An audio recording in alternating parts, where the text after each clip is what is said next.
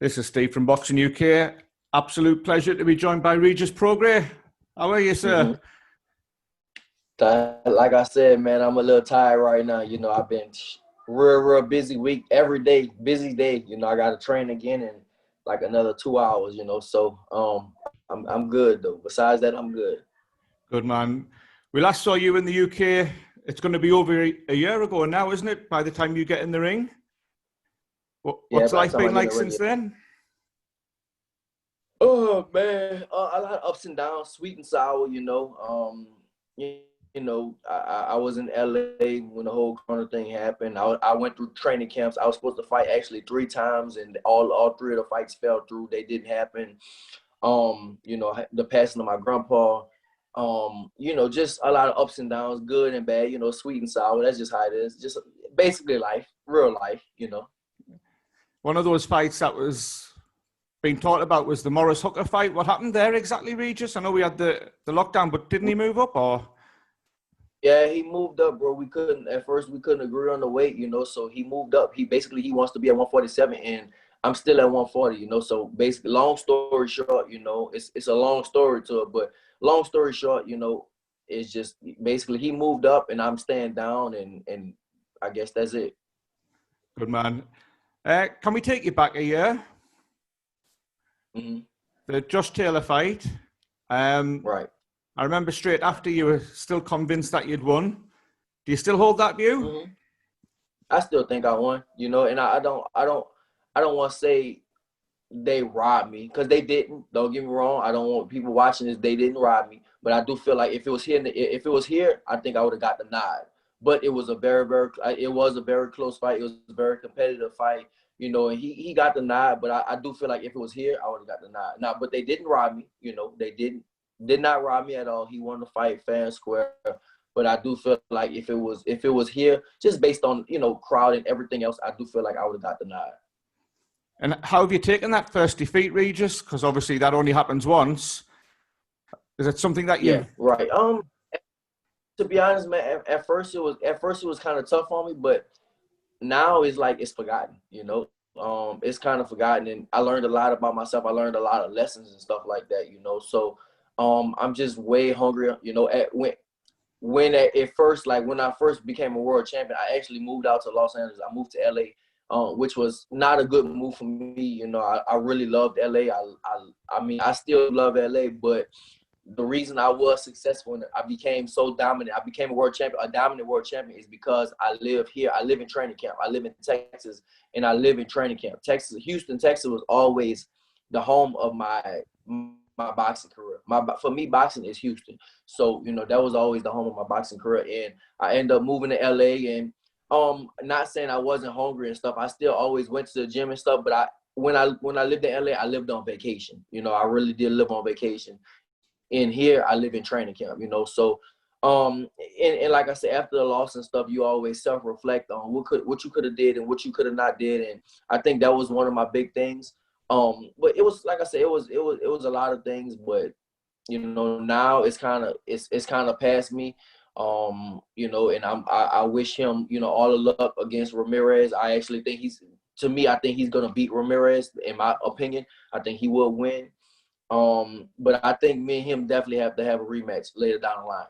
It was too close. It was too close of a fight not to have a rematch. You know, I think that's what the fans want to see. You know, I want a rematch. I'm pretty sure he will want a rematch, you know, or maybe he don't. I don't know. But, you know, I think that, you know, that'll be a huge money fight too down the line. I think you're right, because a lot of people thought that was fight of the year last year, Regis.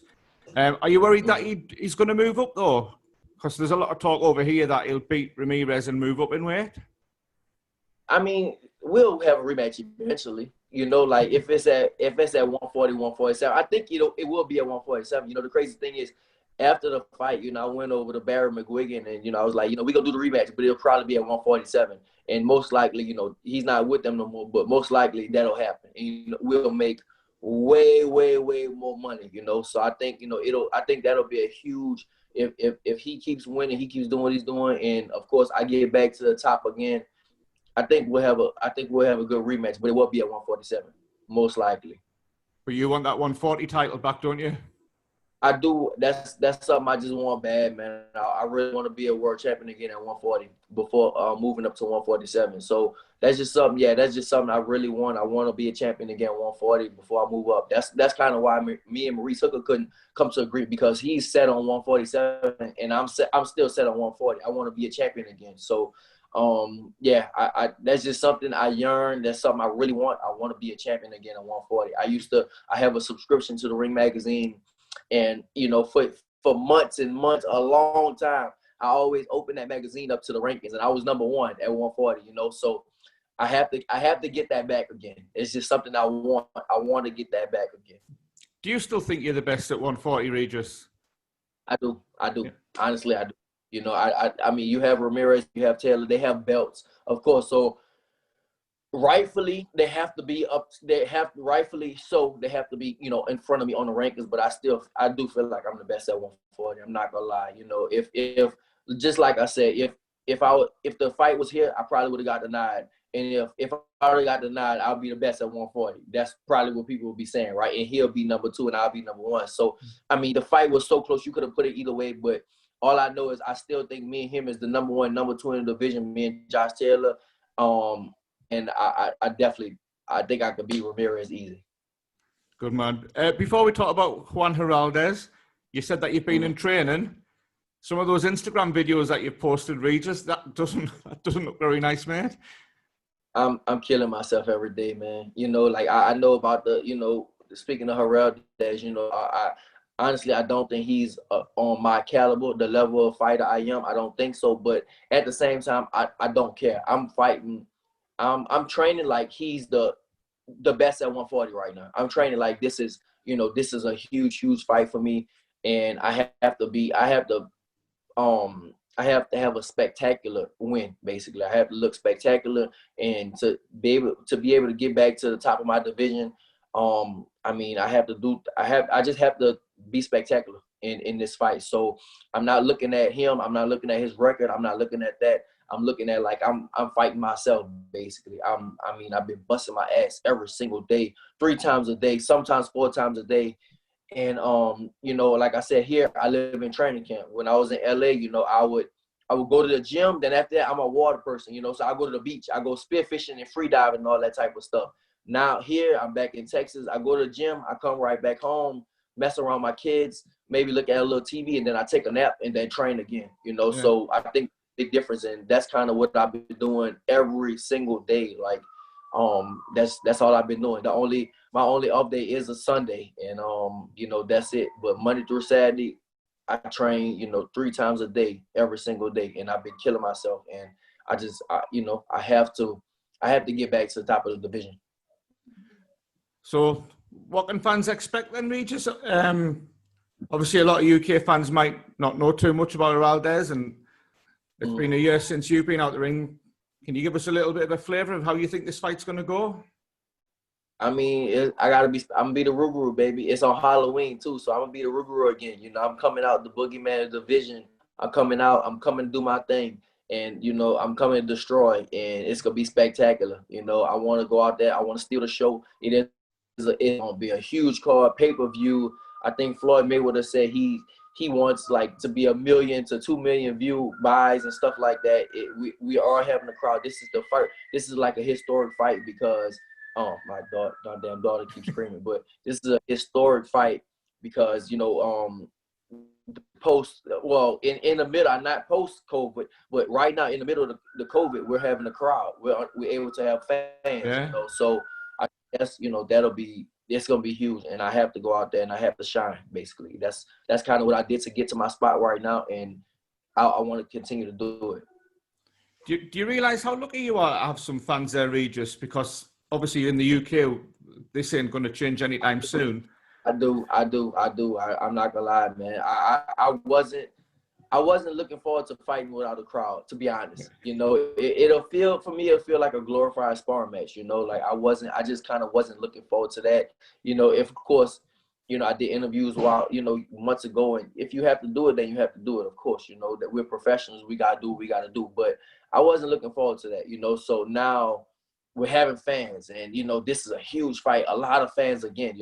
My last fight with Josh Taylor was in front of over 20,000 people at the O2, and now we fighting at the Alamo Dome, which is right down the street from me. And I think, if I'm not mistaken, I think the Alamo Dome holds about 60,000 people. So that, of course, we can't get the whole 60,000 there, but they will have a lot of people in there. So I think it'll be, a big crowd, a nice crowd, and then people coming from everywhere, so it's a nice night. Good man. And we're assuming that you're going to get past the next fight, Regis. Can I chuck a couple of names at you? Throw them at me, man. Obviously, I don't know if you can tell by the accent, but I live in a certain part of the UK, and our local hero is a fellow called Ritson. Right. Mm-hmm. Straight I after would the love that fight. You would take that. UK, and I would love that fight in the UK. I think. I mean, you know what? I think that I don't know. I'm not gonna lie. I don't know too much about Ritson. I don't know. But I think before the Josh Taylor fight, I think Eddie was saying the winner will fight Ritson in a big fight and stuff like that. I don't think with Josh Taylor, I don't think that'll happen. But now with me, I do have a fan base in the UK now, and he has a way bigger fan base in the UK, and I think it will be a huge fight, for the UK. And I think that I always said, before I fought in the UK, I said I want to come to the UK. Now, all my people told me, don't go over there, don't go fight over there. You're not going to get a decision and stuff. And I'm not going to lie. I thought I was going to knock Josh Taylor out. I'm not going to lie. I really credit him because he took my punches, so I really do credit him. But all my people said, man, don't go over there. Don't go over there. But I always wanted to fight in the UK. It was always a dream of mine to fight in the UK. So, of course, I lost my belt and the titles and stuff, but it was a great fight. And I ended up getting a fight in the UK and made a lot of fans and friends out in the UK. So I do want to come back to UK, and I think, that's the name they threw at me, and I think that'll be a great fight. Yeah, we spoke to Eddie on Sunday, and he confirmed that's the fight he wants to make next for Ritson. Has Eddie been in touch with you, or has anyone from Matchroom been in touch? Oh, no, I ain't talked to Eddie. No, I ain't talked to Eddie. I ain't talked to nobody. But hey, if they throw that big money at me, then hey, let's do it. But I think that it'll be better with the fans, for sure. I think it'll be better with the fans. Y'all fans are amazing. Like it's y'all got like the UK fans and the Mexican fans are like the two biggest in boxing. They go crazy for boxing. So I don't think the Ritson fight will make too much sense without the fans, just to have no fans and stuff like that. But I think when y'all do allow fans to come back, I think that'll be a huge fight, and it'll be a good fight, and it'll be, I'll love it. Great. Lewis's exact phrase was he was licking his lips to getting you over to the UK and coming to Newcastle. Right. So you both wanted. What? We both wanted, so maybe we can make that fight. Good man. The other name I want to chuck at you, Adrien Broner. Anything in that? That's a fight, and that's a fight that could come. That potentially, that's a fight that could potentially happen. Actually, so maybe next year or something like that. It might. Maybe I know they have the Ritson fight, but Adrien Broner, it'll be a huge fight over here. Of course, that'll be a huge fight over here. Me and I called Adrien Broner after I beat Joe Diaz on Showtime years ago. I called out Terrence Crawford and Adrien Broner. So I always want to fight Adrien Broner for a long time. I mean, I've known Adrien Broner for a long time. Me and him kind of know all the same people. Me and him talk indirectly through other sources. I don't have his number. He doesn't have mine. But we have common friends. So me and him always go back and forth all the time with each other through our common friends. So I think that'll be a huge fight. Just because of our personalities, it's gonna clash. I'm gonna talk. He's gonna talk. And then at the same time, it'll be a good fight too. So yeah, I think I always wanted the Adrien Broner fight. We would pay good money just to get to the press conferences, Regis. Never mind the ring. Right. Would you knock him out? I think I read somewhere you said you'd be the first guy to knock him out. I feel like I can, and don't get me wrong, man. Adrien Broner is tough. Adrien Broner, he took an ass whooping from Madonna. He fought Pacquiao, which is a legend. You know, and he fought Mikey Garcia. He fought a lot of good names, you know, so it'll be very, very hard to stop him. But that'll kind of, if that fight ever does come to fruition, I would train just for that. I'll train to like stop him. You know, I won't train to like get a decision. I'm training to like to hurt him and to stop him. Great stuff. But you've got to get through 31st of October first. Right. Mm-hmm. Yeah, I gotta do that for. In the UK, Regis, we've got Usyk against Chisora early evening. And then there's obviously Davis, Santa Cruz, and then yourself. So great night boxing over here, mate. So we're looking forward to it. Good night of Halloween night, man. A good night of boxing. Good, man. Regis, I know you've given us a few minutes of your time. I really appreciate it.